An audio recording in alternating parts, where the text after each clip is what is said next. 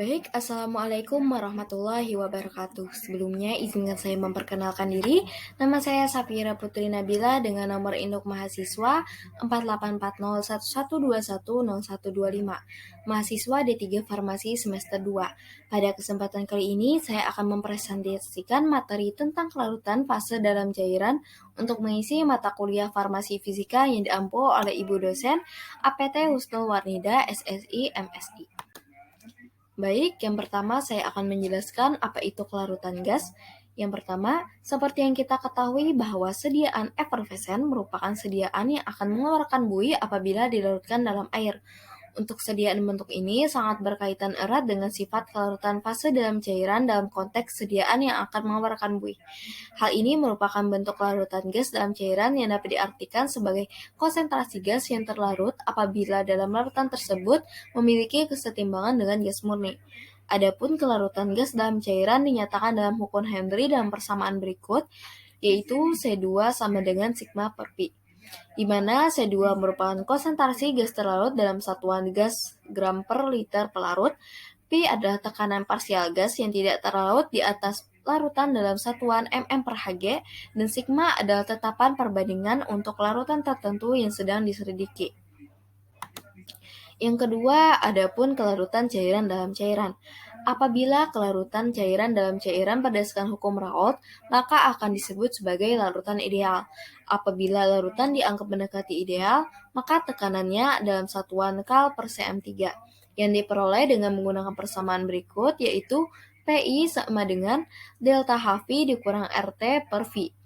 Apabila larutan dianggap mendekati ideal, maka tekanannya adalah kal per cm3, di mana delta HV adalah panas penguapan, V adalah volume molar cairan, T adalah temperatur, dan R adalah bilangan Avogadro yang memiliki ketetapan yaitu 1,987.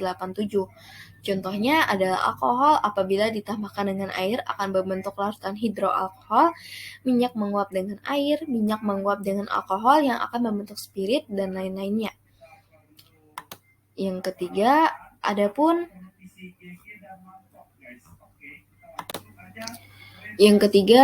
kelarutan zat padat dalam cairan. Larutan ideal adalah kelarutan zat padat dalam larutan ideal yang tergantung pada temperatur, titik leleh zat padat, panas peleburan molar delta Hf, di mana X⁻2 adalah kelarutan ideal zat terlarut atau fraksi mol, delta Hf adalah panas peleburan molar, dan R adalah bilangan Avogadro, T derajat adalah titik leleh zat terlarut, dan T adalah temperatur mutlak larutan, di mana rumus persamaannya sebagai berikut, yaitu min log X⁻2 sama dengan delta Hf per 2,303 R dikali T derajat dikurang T per T dikali T derajat. Kemudian adapun rumus yang kedua, yaitu untuk kelarutan non-ideal, maka kelarutan zat padat dalam larutan non-ideal dinyatakan dalam persamaan berikut, yaitu Y⁻2 sama dengan koefisien keaktifan. Yang ketiga, kelarutan elektrolit lemah yang dipengaruhi pH. Hal ini merupakan larutan yang homogen jernih untuk mencapai keaktifan yang maksimum. Pembuatannya harus disesuaikan dengan pH maksimum. Untuk pH maksimum dalam larutan ini tergantung dari sifat keelektronegatifan zat terlarut yang didapatkan dalam persamaan berikut, yaitu min log X⁻2 sama dengan delta Hf per 2,303 R dikali TO kurang T ditambahkan sama dengan log Y⁻2 per T dikali T derajat. Kemudian adapun distribusi zat terlarut di antara pelarut yang tidak tercampur. Dalam distribusi zat terlarut pada pelarut yang tidak tercampur, zat terlarut akan terdistribusi di antara kedua lapisan dengan perbandingan konsentrasi tertentu.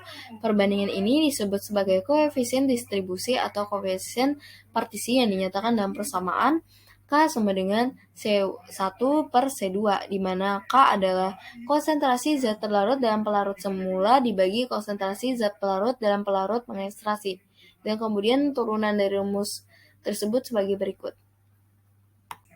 Kemudian yang terakhir, proses ini dapat diulangi setelah N kali ekstraksi, di mana W1 sama dengan berat zat terekstraksi, W adalah berat zat total, K adalah koefisien distribusi, V1 adalah volume total larutan dan V2 adalah volume pelarut penyentrasi dengan rumus sebagai berikut, di mana omega N sama dengan W per KV1 per KV1 ditambah V pangkat 2 dikali N.